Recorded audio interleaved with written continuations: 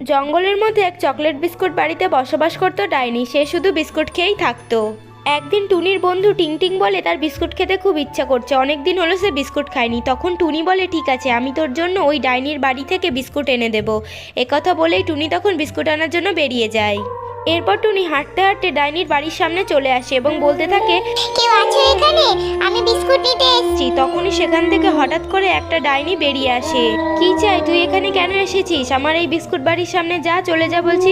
তখন টুনি বলে যে আমি বিস্কুট নিতে এসেছি, আমার বন্ধু বিস্কুট খাওয়ার জন্য কাঁদছে তাই। তখন বিস্কুট ডাইনিটি বলে, একটা শর্তে আমি তোকে বিস্কুট দিতে পারবো, তুই যদি পুকুর পাড় থেকে একটা আয়না পড়ে আছে ওটা আমাকে এনে দিতে পারিস। এই কথা শুনে টুনি তখন সেই পুকুরের মধ্যে ঝাঁপ দিয়ে আয়নাটা নিয়ে চলে আসার চেষ্টা করে এবং পুকুর থেকে বেরিয়ে সেই আয়নাটি নিয়ে ডাইনির সামনে চলে আসে।